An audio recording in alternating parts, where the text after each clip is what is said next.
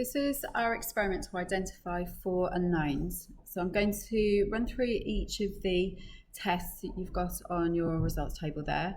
I'd like you to note down your observations and make any deductions that you can as we go along. So we've got our 4 samples over here, so 2 solids and 2 solutions, and we're going to mix according to the instruction sheet. Okay, so our first test is add a little of solution C to solid B. Okay, so we can have a look at solid B to start with.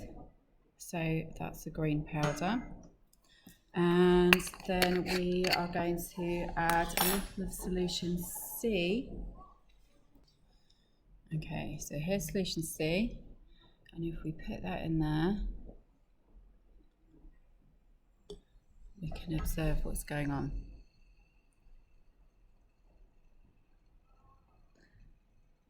Okay, so jot your observations down there. And the second part is to bubble the gas produced through solution D. So I'm going to pour some of solution D there. And then with a clean pipette, I'm going to suck up the gas over the surface of the reaction mixture and then bubble it over here. So squishing up and down there. Okay, so make your observations here. So hopefully we can see what the change is there, and then any deduction that you can. So we're then going to add more of solution C until we've got no further reaction. You could have a think about how we will know when there's no further reaction. So we give it a good shake.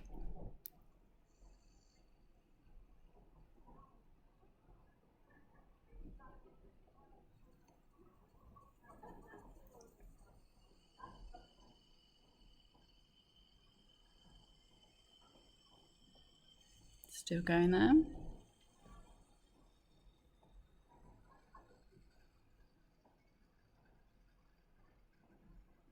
Put it there so you can see it in full.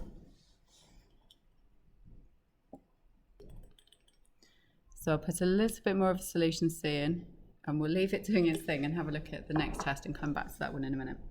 Okay, so number 2, we need to take solid A and solution C. So solid A is this one here.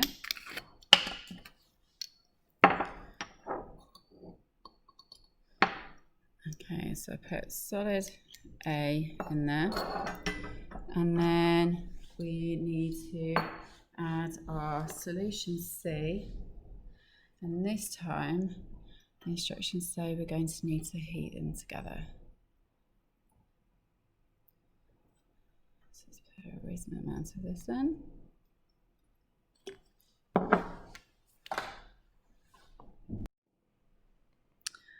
Okay, so here's our solution. We're going to heat it carefully, kind of in and out of the flame here, because we've only got a small amount that we are actually heating up.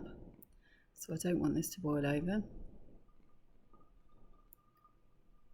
So I'm starting to feel some bouncing in my mixture here. You might be able to just about see we've got some bubbling here as it's starting to boil there.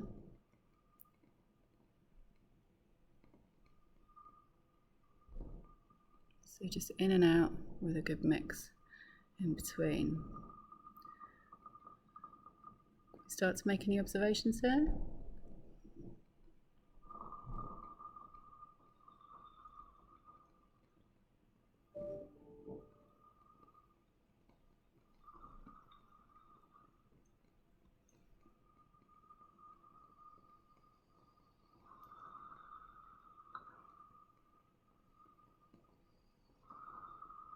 Okay. So our next step then is to filter the mixture into a fresh test tube.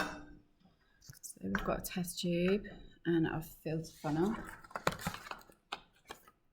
And then remember when you're folding the filter paper to fold it in half, then into half again, and then we separate it so we've got 3 sides together and 1 side. So we've got a funnel. So I'll pop that at the top. Let me just lift that up so you can see. And then I will pour the solution through and then move it so that you can see again.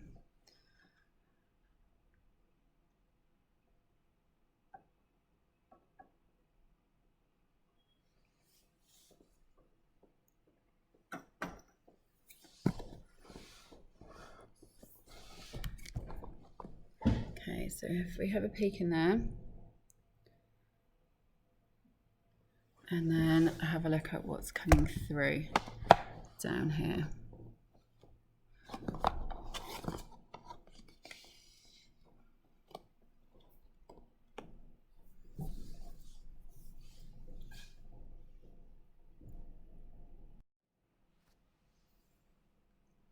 So we've almost finished filtering there. So have a look in the filter paper. What observations can you make there? What is that stuff in there? And then have a look in the solution and what observations do we make and what conclusions can we make there as well.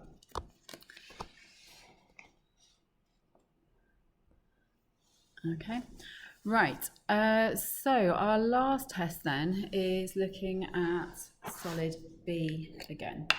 So this time we are going to just simply heat our solid B. So let me put some of that. So this time we want 2 spatulas worth of solid B. So a good amount of that. Put that in the slide for a second. And then checking ahead on our test there, we need to third fill another tube with solution D. So you could have a think about any conclusions you've made about D so far and what that might be helping us show. So there is solution D. Let me get rid of these ones so we've got a bit more space. But before we go, let's just have one last little look at test 1 before I move them away. This is the one where we topped up with extra solution C, so this is C and B added together. There's still a little bit of fitting going on there, but pretty much all of the solid has gone there. So I'll move that one out of the way now. We'll move our test 2 out of the way. We've had a good look at that one. Okay, so we have got our solid B and we have got our solution D. And we're going to heat our solid B, and then we are going to collect any gas and bubble it through solution D and see what happens there. So we're heating our solid here over a hot roaring flame, and I'll show you the contents of the tube in a second. You might be able to see changes at the surface there if you're observing really carefully. And then I am going to take some of the gas. So in the same way, I'm just going to put my pipette in here and suck up over the surface of the reaction mixture. I'll stop heating for a minute. And then I'm squishing it up and down. I'll put this in your vision here. There we go, squishing it up and down into the solution, and can we see the change we've got there? So think about what the solution was like before I did that, and then what it's like now and what you can conclude. So if I just heat this for a short bit of time, and then I will show you what the appearance of the solid is so you can note down any changes there. If you're watching carefully, you might see some jumping around of the particles. You could have a think about why we're getting movement in the particles. So think about what I've just sucked up and then why we're seeing movement in the particles. So if I bring this over here, you can see there's still some of the green solid down at the bottom, but have a look at the kind of upper layer there. Okay, so what appearance is that? Okay, I think that little bit of fizzing was just a droplet of water that's come down from when I was using my pipette there. Okay, so if I keep on heating that, the green will disappear as well there and turn into the black. Okay, so make sure you have all your observations jotted down clearly.